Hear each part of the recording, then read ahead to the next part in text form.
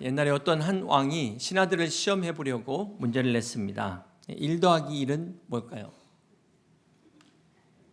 보통 찬양대에서 답이 나왔는데 1 더하기 1은 노동입니다. 네. 그러면 2 더하기 2는 뭘까요? 네. 덧니. 네. 이건 진짜 문제가 아니고요. 진짜 문제는 왕이 신하들에게 오늘 해지기 전까지 땅에 손을 그어서 영토를 표시하는데 그만큼의 땅을 하사하겠다. 단 조건이 있는데 반드시 시작한 지점으로 되돌아와야 된다는 것이었습니다. 이 말을 들은 신하들이 막 욕심에 눈이 멀어서 서둘러 밖으로 나갔습니다. 어떤 신하는 너무 큰 욕심을 내다가 그만 해가 지는 바람에 실패하고 말았습니다. 또 어떤 신하는 두려움에 그냥 조그마한 영토만 표시하다 보니까 후회하고 아쉬움을 갖게 되었습니다. 이때 한켠에서 이를 지켜보던 노제상이 조용히 자신의 발 밑에다가 원 하나를 그립니다. 그리고 왕이 다가오니까 이 노제상이 미소를 지으면서 그 안에서 하는 말이 저는 이 원 밖의 땅을 원합니다. 이렇게 이야기했다고 합니다. 우리가 간단한 이야기 같지만 이 생각의 전환이라는 것이 결코 쉽지 않습니다. 답을 들으면 쉬운데 막상 그것을 생각한다는 것이 결코 쉽지 않습니다. 우리는 늘 한계 안에 갇혀 있다 보니까 우리 생각을 벗어나기가 어렵고 고정관념을 깨기도 쉽지 않습니다. 우리 인간이 자기 중심으로 살 수밖에 없는 것이 인간의 한계죠. 근본적으로는 죄의 속성 때문에 그렇습니다. 그렇기 때문에 우리가 이 한계를 벗어나기 위해서는 내 중심에 벗어나 하나님 중심으로 세상을 바라봐야 되는 것입니다. 내 관점이 아닌 하나님의 관점으로 바라볼 때 우리가 지금까지 보지 못했던 새로운 세계가 펼쳐지게 되는 것입니다. 이 시간 여러분의 가려져 있던 사각지대가 다 열려지시고 믿음의 눈이 열리시고 여러분 인생에 닫힌 문들이 열려지시는 은혜가 함께 하시길 주님의 이름으로 축복합니다. 오늘 말씀의 제목은 하나님의 역설적인 선택입니다. 오늘은 신약성서를 기록한 마태와 마가와 누가 이 세 사람을 통해서 세 인물이 우리에게 주는 은혜를 함께 나누고자 합니다. 신약의 사복음서는 여러분 아시는 것처럼 마태복음, 마가복음, 누가복음, 요한복음의 순서로 기록되어 있습니다. 그렇다면 이 사복음서 중에 역사적으로 가장 먼저 기록된 것은 어떤 것일까요? 마가복음입니다. 유럽과 미국 사람들 이름 중에 마르코, 마르코스, 막스, 마크가 다 이 마가의 이름입니다. 마가는 로마식 이름인데요. 전쟁의 신 마르스에서 온 이름입니다. 원래 이 마가의 본명은 요한이었어요. 사도 요한이 아닙니다. 이 마가는 남다른 배경을 가지고 있었는데 바로 집안이 예루살렘의 갑부집이었습니다. 아주 쟁쟁한 집안이었어요. 우리가 사도행전 2장에 그 오순절 성령의 역사를 다 기억하실 텐데 이 장소가 어떤 장소였냐면 마가의 다락방이었습니다. 우리는 다락방이라고 하니까 어디 좀 작은 곳 생각하는데 거기에 몇 명이 모였죠? 120여 명이 기도 중에 성령의 충만한 역사를 받습니다. 2층 집에 120명이 모여서 기도할 정도, 그것도 예루살렘 시내에서 결코 작은 집이 아닙니다. 지금 생각하면 여의도에서 한 120명이 집에 모이려면 몇 평이 돼야 될까요? 한 100평은 돼야 됩니다. 그것도 2층 집에 건평만 100평짜리 2층 집이다 생각하면 이게 상당한 부자라는 것을 알 수가 있어요. 초대교회를 오이코스라고 말하는데 가정교회라는 뜻이 있습니다. 초대교회 무슨 건물이 있었겠습니까? 무슨 교회를 지을 수 있었겠습니까? 가정집에서 모여서 예배를 드렸습니다. 그 당시 집들이 작다 보니까 최대한 맥시멈으로 모여봐야 50명 이상 모이기가 어려운 거죠. 그러니까 대부분 초대교회는 50명 미만의 작은 교회였다라는 것을 우리는 알 수 있습니다. 그런 가운데 특별히 마가의 집은 아주 부잣집 큰 집이었기 때문에 거기에서 많은 성도들이 모여서 함께 같이 기도하며 교회로서 쓰임을 받았다는 것입니다. 자, 우리가 사도행전 12장 11절을 한번 같이 보실까요? 이에 베드로가 정신이 들어 이르되 내가 이제야 참으로 주께서 그의 천사를 보내어 나를 헤롯의 손과 유대 백성의 모든 기대에서 벗어나게 하신 줄 알겠노라 하여 요한의 어머니 마리아의 집에 가니 여러 사람이 거기에 모여 기도하고 있더라. 베드로가 옥에 갇혔을 때 그들이 모여서 함께 기도한 것이 어디였습니까? 마가라 하는 요한의 어머니 마리아의 집이었다. 마가의 집이었다는 거예요. 그러니까 마가의 부모님들이 얼마나 믿음에 헌신됐으면 자기의 집을 오픈해서 기도의 처소로, 교회로 사용하고 있다는 것을 알 수 있습니다. 자, 그 바람에 마가는 자기 집에서 이 베드로를 비롯한 초대교회 지도자들을 항상 가까이에서 볼 수 있었을 거예요. 그렇기 때문에 이 마가는 부잣집 아들이죠. 게다가 믿음이 좋은 부모 밑에서 영적인 기라성 같은 사도들을 항상 함께 교제하죠.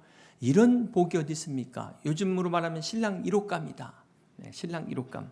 자, 이처럼 좋은 배경에 또 집안에서 부유한 환경에서 자란 이 마가 얼마나 기대가 컸겠습니까? 안타깝게도 이 마가의 초기의 모습은 실망스러운 모습이었습니다. 사도행전 13장 13절입니다. 바울과 및 동행하는 사람들이 바보에서 배 타고 밤빌리아에 있는 버가에 이르니 요한은 그들에게서 떠나 예루살렘으로 돌아가고. 여기 요한이 바로 마가죠. 마가가 바울과 바나바와 함께 1차 선교여행 때 함께 했는데 그만 도중에 하차한 겁니다. 자, 이로 인해서 바울이 매우 화가 났는데요. 오죽하면은 2차 선교여행 때 이 마가를 데리고 가자는 바나바와 결별을 할 정도였습니다. 어쩌면 이 마가는 부잣집 아들이라 한 번도 고생해 본 적이 없다 보니까 이 바울의 선교 여행에 동참을 하긴 했는데 막상 이 어려움을 닥치니까 그냥 중간에 포기하고 집으로 와버린 거예요. 우리 같이 청년부 팀들이 아울리치를 갔는데 힘들다고 자기만 중간에 와버린 겁니다. 자, 이 때문에 바울이 마가에 대해서 얼마나 실망했으면 이 바나바는 자기를 세워준 멘토 아닙니까? 이 바나바와 갈라설 정도였다는 거예요. 자, 이처럼 우리도 인생을 살다 보면 마가처럼 원치 않는 실패를 경험할 수가 있습니다. 중도 하차하는 경우가 있습니다. 근데 중요한 것은 우리가 이런 실패를 경험했을 때, 중도 하차했을 때 우리가 어떻게 해야 될 것인가? 잔 맥스웰은 실패하지 않는 보통 사람이 되지 말고 실패하는 성공자가 되라는 이야기를 합니다. 그러면서 그는 성공한 사람들 중에 공통점이 있는데 그것은 바로 그들이 실패를 했어도 전혀 자신을 실패자로 인정하지 않았다는 사실입니다. 자, 이처럼 마가는 비록 1차 선교여행에서 실패했지만 그는 다시 2차 선교여행에 함께하게 됩니다. 그래서 이 마가에 대해서 훗날 바울이 기록한 것을 보게 되면 골로새서 4장 10절입니다. 나와 함께 갇힌 아리스다고와 바나바의 생질 마가와 이 마가에 대하여는 너희가 명을 받았음에 그가 이르거든 영접하라. 자, 여기 바울이 마가에 대하여 뭐라고 이야기합니까? 나와 함께 갇힌 자, 동역자라고 소개하고 있어요. 빌레몬서 1장 23절에도 그리스도 예수 안에서 나와 함께 갇힌 자 에바브라와 또한 나의 동역자 마가라고, 이 바울의 동역자 이름에 마가의 이름이 있다는 것을 알 수 있습니다. 디모데후서 4장 11절에 보면 바울이 디모데에게 이야기하는 과정에 마가의 이야기를 합니다. 누가만 나와 함께 있느니라. 내가 올 때에 마가를 데리고 오라. 그가 나의 일에 유익하니라. 자, 이처럼 바울이 나중에 마가를 찾을 정도로 마가는 아주 유익한 사람이 되어 있습니다. 또 베드로는 이 마가에 대해서 뭐라고 이야기하냐면 베드로전서 5장 13절입니다. 택하심을 함께 받은 바벨론에 있는 교회가 너희에게 문안하고 내 아들 마가도 그리하느니라. 베드로는 마가를 내 아들 마가라고 부르고 있어요.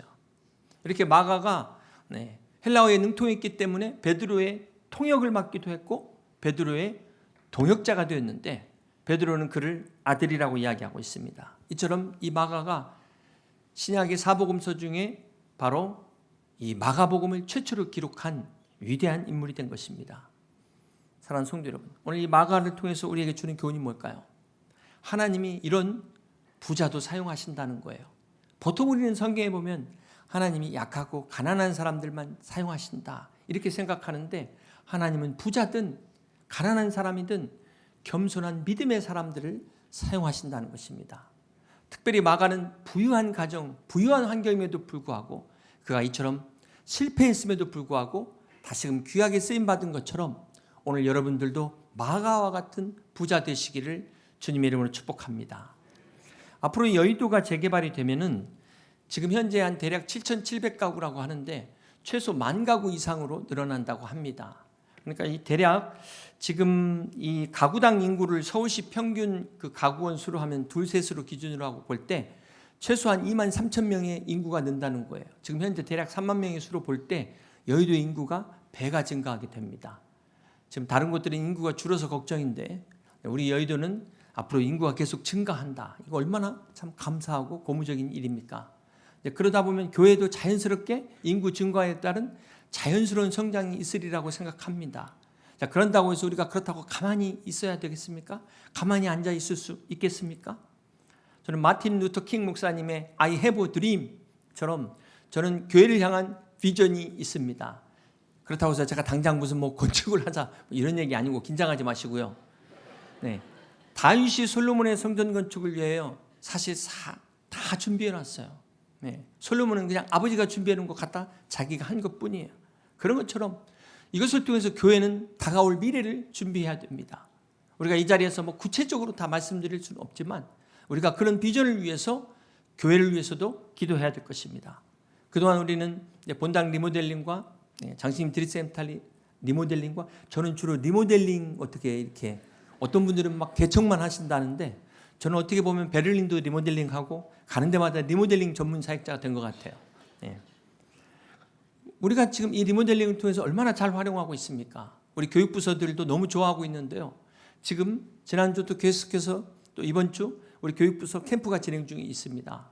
우리 다음 세대들이 그곳에서 정말 하나님을 만나고 정말 변화되는 그런 우리 드림센터가 될 수 있도록 여러분의 기도를 부탁드립니다. 또 이미 광고 드렸지만 내일 저희 교회에서 우리 다음 세대와 미자립 교회를 위한 그 LBS 라이프 바이블 스터디 청소년 사역 컨퍼런스가 진행됩니다. 이것을 시작하게 된 계기는 이 LBS가 사실 성경 공부 교재인데요. 제가 오래전 부교육자 시절에 이 성경 공부 교재에 대한 안타까운 마음들을 갖게 되었습니다. 참 교재들이 너무 부족하다, 열악하다 그런 생각을 갖고 고민하던 중에 미국의 사우스웨스턴 신학교에서 청소년들을 위한 교재를 만들었습니다. 그 얘기를 듣고 그 교재를 우리 교회가 MOU를 맺어서 이제 번역을 하게 되고 그 이제 번역이 끝나고 나서 실제적으로 이제 과연 우리 청소년들한테 어떻게 적용할 수 있겠는가? 그래서 우리 성경 공부를 실제로 접목하고 이 과정에서 시간이 너무 많이 걸렸어요. 사실 이 계획이 시작된 것은 거의 한 10년 전에 시작을 했는데요. 중간에 사역자들이 바뀌다 보니까 중단되고 또 번역이 또 중단되고 이런 과정을 통해서 계속 미뤄지다가 드디어 출판이 되어져서 이제 우리 교단의 목회자들 또 리더들을 대상으로 해가지고 우리가 내일 컨퍼런스를 진행하게 되었습니다. 그리고 이 모든 것들은 우리가 우리 교단을 위해서 특별히 어려운 교회, 다음 세대 미자립 교회를 위해서 다 무료로 우리가 나눠주게 됩니다. 이런 귀한 사역들이 계속해서 열매를 맺을 수 있도록 기도해 주시기를 바랍니다. 자, 또한 우리가 제주 비전센터를 통해서 또 하나님께서 귀한 일을 이루게 하신 것을 감사드립니다. 우리가 사용하지 않는 땅을 거의 맞바꾸다시피 해서 구입했는데요. 너무나 잘 지금 사용이 되고 있고 올해 6월에 선교대회는 특별히 저 중국의 선교사들을 대상으로 우리가 준비하고 있습니다. 이분들이 비자 받는데 어렵지만 제주도는 무비자이기 때문에 또 가능하고 또 보안 때문에 자세히 말씀드릴 수는 없습니다. 그동안 이 제주 비전센터를 이용하면서 우리 성도님들도 어떻게 함께 같이 이용할 수 있을까? 그런데 솔직히 이 동시에는 5가정밖에 수용할 수가 없어요. 그래서 이것을 오픈해봐야 이제 불만만 많이 생길 것 같아서 오픈하지는 못하고 혹시 여러분 양무리 중에서 교회 어떤 모임 중에서 이렇게 함께 하실 수 있습니다. 그래서 얼마든지 교회 일정과 중복되지 않는다면 여러분 신청하셔서 또 그 비전센터를 통해서 함께 기도하실 수 있기를 바랍니다. 또 이미 다녀오신 분들은 그 옆에 땅 사자고 저보고 그래서 앞으로 우리가 미래를 위해서 기도하고 있습니다. 그곳에 땅도 사고 교회도 세우고 더 많은 인원들이 동시에 함께 같이 모일 수 있도록 그래서 지경이 넓혀지는 우리 제주 비전센터가 될 수 있도록 여러분 기도해 주시기를 바랍니다. 지금 우리 교단의 신학교가 대전에 있습니다. 그 땅도 원래 미국 선교사님들이 사준 땅을 우리가 이전해가지고 그쪽 그쪽에 지금 와 있습니다. 우리 중앙아시아 신학교도 우리가 그런 비전을 볼 때 미래를 위해서 그 옆에 있는 땅의 부지를 사야 되는데 이것 또한 기도해야 됩니다. 여러분에게 비전을 말씀드리면서 기도 부탁을 드립니다. 네, 이왕 말씀드린 김에 어떤 분들은 우리 교회가 막 돈을 쌓아놓고 있는 걸로 오해하고 계세요. 여러분, 교회가 기금을 모아놓는 것은 우리 성도님들이 지정헌금한 거, 그거 잘 관리하기 위해서 모아진 겁니다. 예를 들자면 우리가 통일선교 기금 같은 경우에는 두 가지 용도로 사용됩니다. 실제로 이제 통일이 됐을 때 북한에 교회를 세우기 위해서 그때 들어가는 비용입니다. 그리고 지금의 경우 탈북인 중에 목회자, 영적 지도자로 그들을 세우기 위해서 우리가 이 비용이 사용되어집니다. 그 외 다른 비용으로는 사용할 수가 없어요. 그게 바로 지정헌금 아니겠습니까? 이런 지정헌금들을 모아서 관리하다 보니까 돈을 쌓아놓는다 오해를 받는 것 같은데 그런 분들이 있으면 그거 아니야. 잘 설명해 주시면 감사하겠습니다. 지금 우리 교회가 그 영상방송 4K 공사 중에 있습니다. 아마 제가 알기로는 우리 교회 정도 되는 그 규모 중에서 아직 4K가 안 된 교회는 거의 없는 거로 알고 있어요. 아마 지금 벌써 8K가 이미 나온 지가 몇 년입니까? 그런데 우리는 우리 성도들에게 부담 안 드리려고 기금 모아가지고 하다 보니까 또 이게 좀 지나면 하면 가격도 싸지잖아요. 그러다가 지금 8K 나와가지고 이제 바꿔야 될 수도 있겠지만 이렇게 우리가 참 진행을 하고 있다. 그래서 여러분 우리가 참 이런 거 하나하나까지도 여러분 기도해 주셔서 다 여러분의 헌금으로 잘 운영되고 있다는 사실을 이해해 주시기를 부탁드립니다. 또한 우리 교회에 있어서 이 미자립 교회를 세우는 바톤 사역을 지금 진행하고 있는데요. 3개의 교회를 우리가 새롭게 개척을 했습니다. 기존에 세워진 교회가 문 닫게 된 교회들을 우리가 새로운 목회자를 보내고 다시 교회를 리모델링해서 짓는 이 바톤 사역을 2개는 교회 예산으로 했고 1개는 개인이 헌금하신 걸로 교회를 세웠습니다. 다시 세웠습니다. 저는 꿈은 비전은 앞으로 10개의 이 바톤 사역을 하는 겁니다. 그래서 여러분 기도해 주시고 이제 재개발이 만약에 언젠가 시작되겠지만 그러면 많은 분들이 이제 당분간 이사를 가셔야 되지 않겠습니까? 저는 이번 기회에 수도권에 거점 교회를 만들어서 그 교회를 나중에 독립시키면은 수도권에 아주 건강한 교회가 생기지 않겠습니까? 이거 얼마나 좋은 기회입니까? 이거를 위해서 여러분 기도해 주시기를 부탁드립니다. 아직까지 하지 못하는 것은 예산의 문제가 있기 때문에 하지 못하고 있습니다. 혹 여러분 중에 마가와 같은 부자가 계신다면 혹시 이 마가와 같은 사람 10명만 있으면 당장에 할 수 있습니다. 만약에 없다면 여러분이 오늘부터 기도하셔서 주님 내가 마가가 되겠습니다. 나의 기업을 축복해 주시옵소서. 그렇다고 제가 돈 벌 수는 없잖아요. 저는 기도하겠습니다.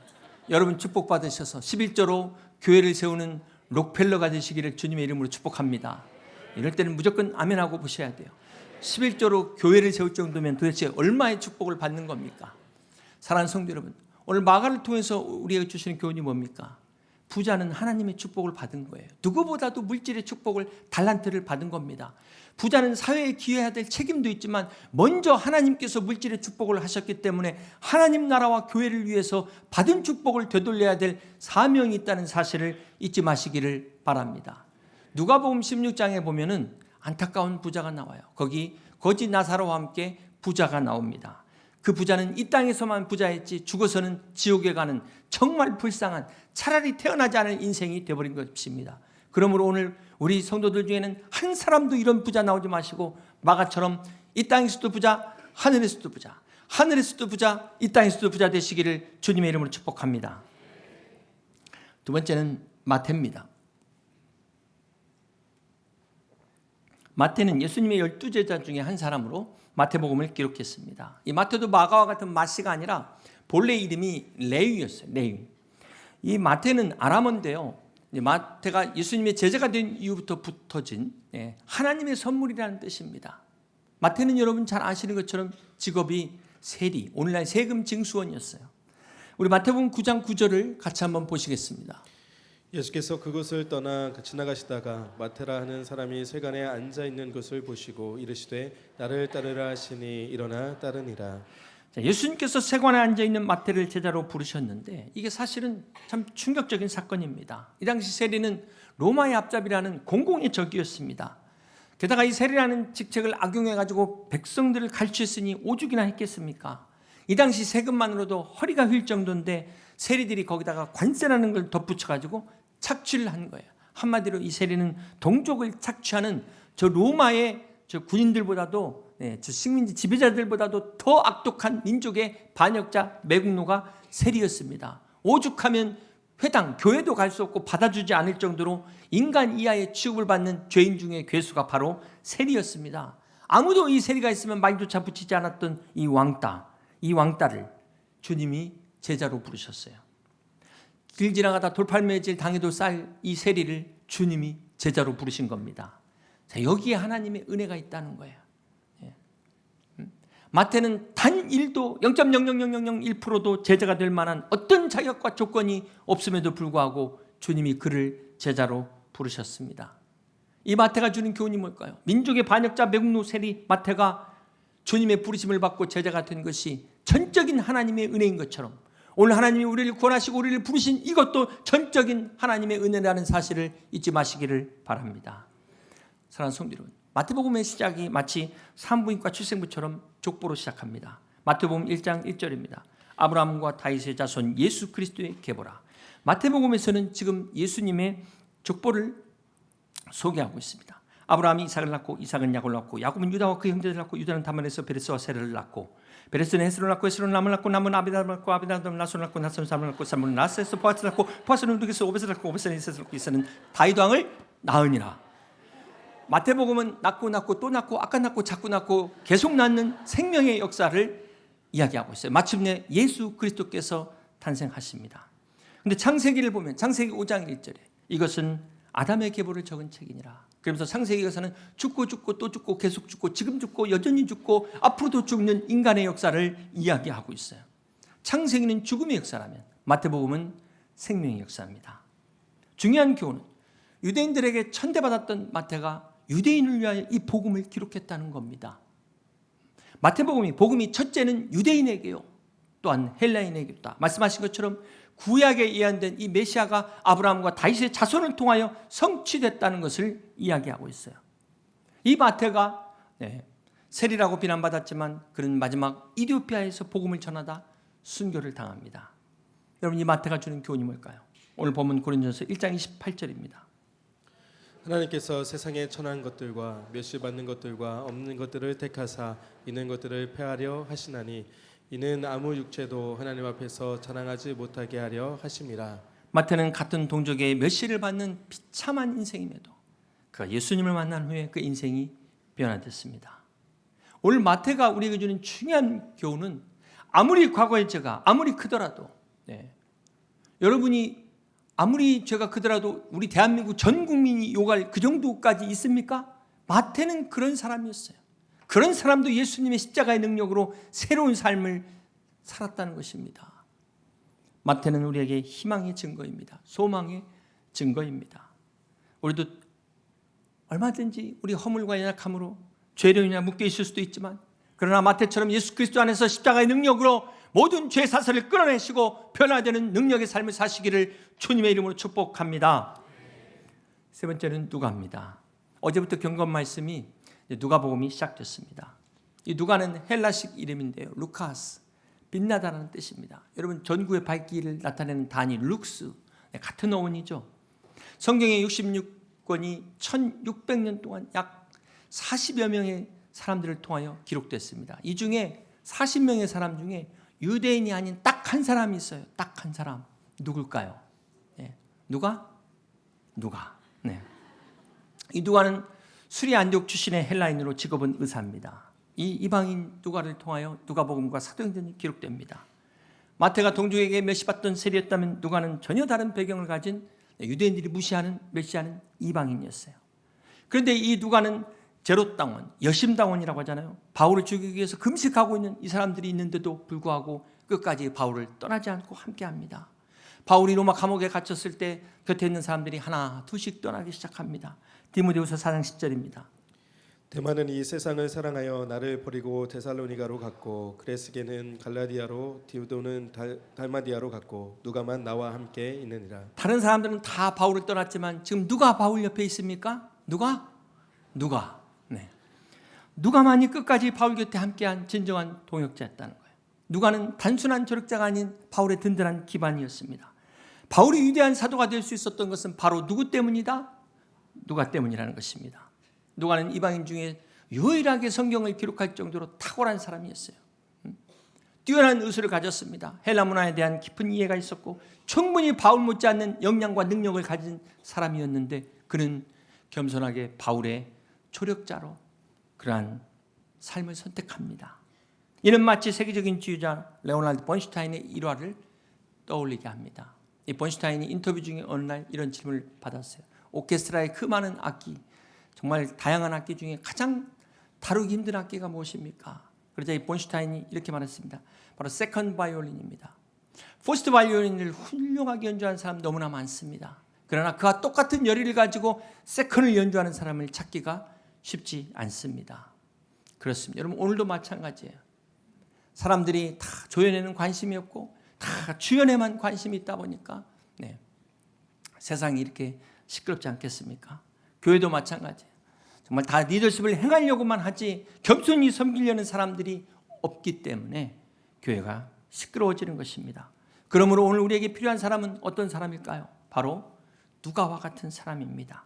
자신의 뛰어난 능력과 재능을 가지고 있음에도 불구하고 겸손히 다른 사람을 위해 기꺼이 섬길 수 있는, 세울 수 있는 바로 이런 누가. 이 누가 때문에 조연의 자리가 때로는 더 빛나게 되는 것입니다. 바라기는 우리 모두 이 누가처럼 자신의 위치에서 충실하게 다른 사람들을 먼저 섬길 수 있는 누가와 같은 여러분 다 되시기를 주님의 이름으로 축복합니다. 이 누가복음의 기록 목적을 누가복음 1장 3절입니다.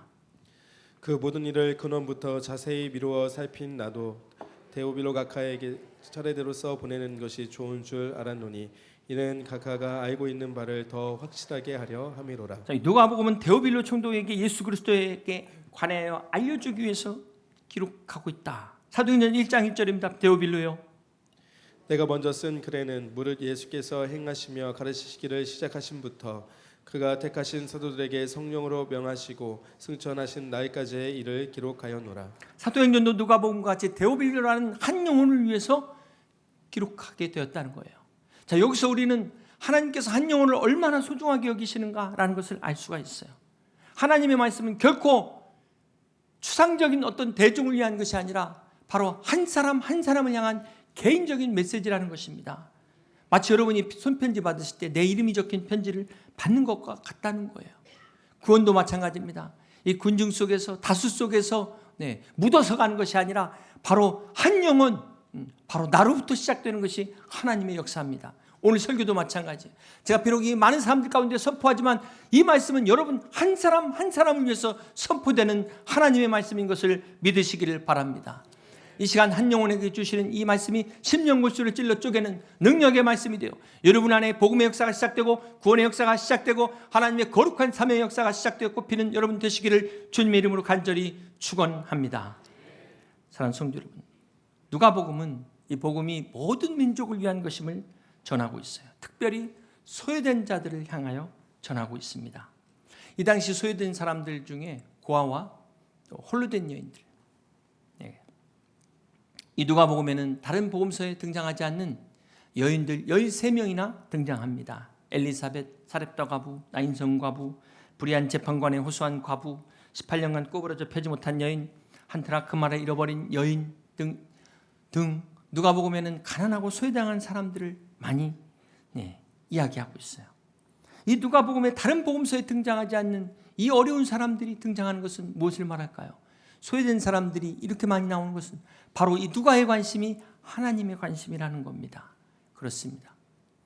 사랑하는 성도 여러분, 오늘 여러분에게는 어떤 사람에게 관심이 있습니까? 세상의 관심은 화려하고 유력하고 권력 있고 인기 있고 부자들에게만 관심이 있습니다. 그러나 우리 주님의 관심은 전혀 우리가 보는 것과 달라요. 가난하고 소외된 사람들, 소망이 없는 사람들에게 주님은 관심을 가지십니다. 연약한 사람들, 실패한 자들, 그들을 주님은 바라보십니다. 오늘 누가를 통하여 하나님은 민족이나 신분에 차별 없이 모든 일을 사랑하시는 하나님이라는 것을 말씀하고 있어요. 특별히 병든 자들, 연약한 자들, 소외된 자들을 사랑하시는 하나님이신 것을 말씀하고 있습니다. 그러므로 오늘 우리도 누가 그런 마음을, 심장을 갖고 우리 옆에 소외된 이들을 향하여 그들의 영적인 관심을 갖고 주님의 사랑으로 복음을 전하는 누가와 같은 여러분 다 되시기를 주님의 이름으로 축복합니다. 이제 말씀을 정리합니다. 신약의 사복음서인 마태복음, 마가복음, 누가복음, 요한복음은 초대교회 때부터 이미 마태가 지었고 누가가 지었고 마가가 지었고 요한이 지었다는 사실을 의심하지 않습니다. 그래서 이름이 딱 이렇게 정해져 있어요. 그런데 중요한 것은 이 사복음서의 공통점 중에 저자의 이름이 나오지 않는다는 겁니다. 마태복음에 마태가 등장하지만 그렇다고 해서 자기가 기록했다고 이야기하지 않고 있다는 거예요. 마가복음도 누가복음도 마찬가지입니다. 누가 역시 자신이 기록한 누가복음 사도행전에 자신의 이름조차 언급이 되어 있지 않습니다. 이제 다음 주에 요한복음을 함께 나눌 텐데 이 요한복음에는 자신의 이름을 요한이라고 밝히지 않고 예수님의 사랑하는 제자라고 오히려 익명으로 이야기하고 있습니다. 그렇다면 왜 복음서의 기자들은 자신이 그 복음서에 기록했다는 것을 밝히지 않았을까요? 아니 어떻게든 이런 가문의 영광이 어디 있습니까? 내가 이것을 기록했다는 이 영광을 제일 앞에 남기든 뒤에 남기든 아니면 중간이든 어디든 끼워넣어가지고 부록으로 남기든 자기 이름을 남겼어야 될 텐데 밝히지 않았다는 거예요. 그 이유는 바로 디모데후서 3장 16절입니다. 모든 성경은 하나님의 감동으로 된 것으로 교훈과 책망과 바르게 함과 의로 교육하기에 유익하니. 그렇습니다. 모든 성경의 저자가 하나님이시기 때문에 그렇습니다. 자, 이들은 자기가 받아 적었지만 내 생각이 아니요 내 이야기가 아니요 하나님이 주신 생명의 말씀이기 때문에 자신들의 이름을 빼고 오직 하나님께만 영광을 돌린 것입니다. 사랑하는 성도 여러분, 오늘 이 복음서의 기자들의 행동을 통해서 우리가 깨달아야 될 게 뭘까요? 세상에서 우리가 사람에게 인정받기 원하는 사람들은 어떻게든 자기의 이름을 남기려고 하지만 그러나 하나님께 인정받은 사람들은 어떻게든 자기의 이름을 드러내기를 원치 않는다는 것입니다. 이것이 달라요. 혹 우리가 주님의 일을 하면서 자신을 드러내고 싶지는 않았는지 이런 유혹 가운데서 우리는 오늘 이 복음서 기자들의 삶을 통해서 오직 하나님께만 영광 돌릴 수 있는 저와 여러분 다 되시기를 주님의 이름으로 축복합니다. 결론적으로 오늘의 주인공은 마태도 아니고 마가도 아니고 누가도 아니고 바로 그들을 세우신, 그들을 부르신, 그들을 사용하신 하나님이십니다. 고린도후서 4장 7절에 우리가 이 보배를 질그릇에 가졌으니 이는 심히 큰 능력이 어디에 있습니까? 하나님께 있고 우리에게 있지 아니함을 알게 하려 함이라. 그렇습니다. 오늘 마태, 마가, 누가의 공통점은 그들도 우리와 같이 연약한 인간이었습니다. 즐길 것 같은 인간이었지만 보배가 되시는 예수 그리스도를 경험하고 그리스도가 그 안에서 그들을 거룩한 하나님의 사람들로 부르시고 세우셨다는 것입니다. 사랑하는 성도 여러분, 오늘 이 하나님의 역설적인 이 섭리와 역설적인 선택은 실패를 경험한 마가, 세리였던 마태, 이방이었던 누가를 통해서 하나님의 영광을 나타내는 거룩한 도구로 하나님께서 그들을 사용하셨다는 것입니다. 그러므로 오늘 우리도 비록 연약하지만 절결과 같지만 예수 그리스도의 십자가의 능력을 통하여 세상의 가치를 뛰어넘고 우리의 실패를 성공으로 바꾸는 하나님의 영광을 나타내는 우리 여의도 침례교회 모든 성도들이 다 되시기를 주님의 이름으로 간절히 축원합니다. 말씀을 생각하시면서 같이 찬양하고 기도하시겠습니다.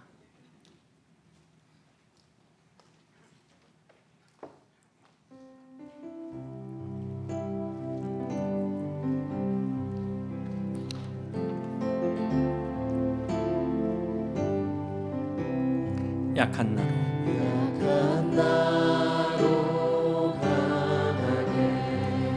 가난한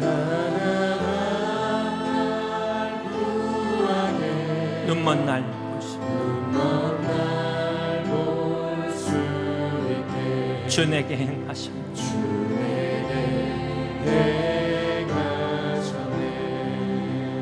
약한 나로 강하게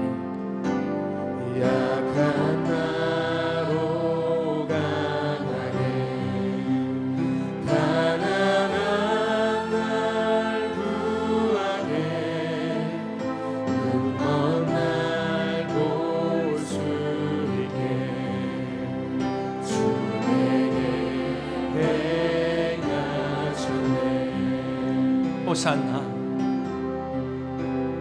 호산나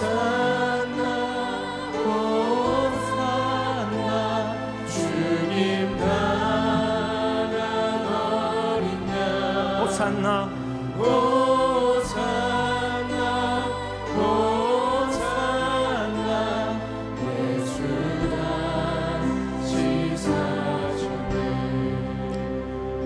같이 기도하기 원합니다.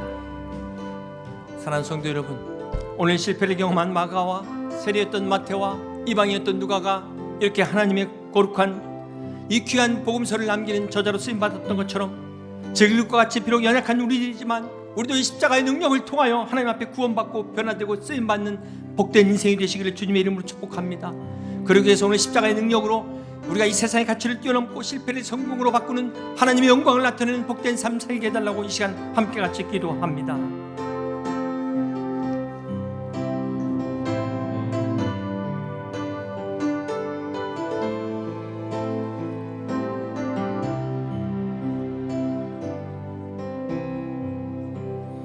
약한 나로 강하게 가난한 날 구하게 눈먼 날 볼 수 있게 주 내게 행하셨네.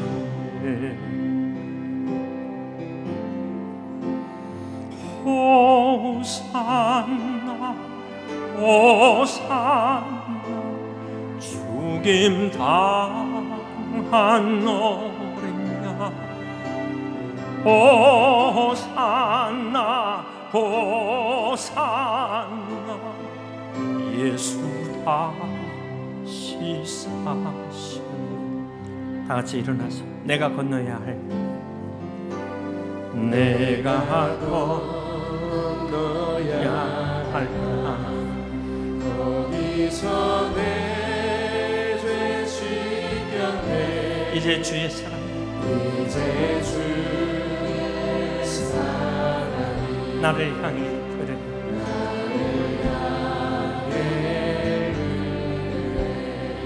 깊은 강에서 주가 깊은 강에서 주가 나를 일으키셨도다. 구원의 노래 부르리 예수 자를 주셨네. 아멘. 호산나 호산나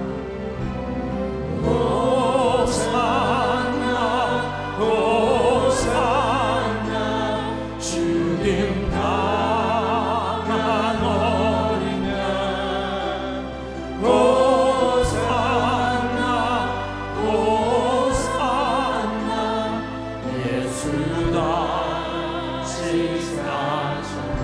호산나 호산나 호산나 죽임 당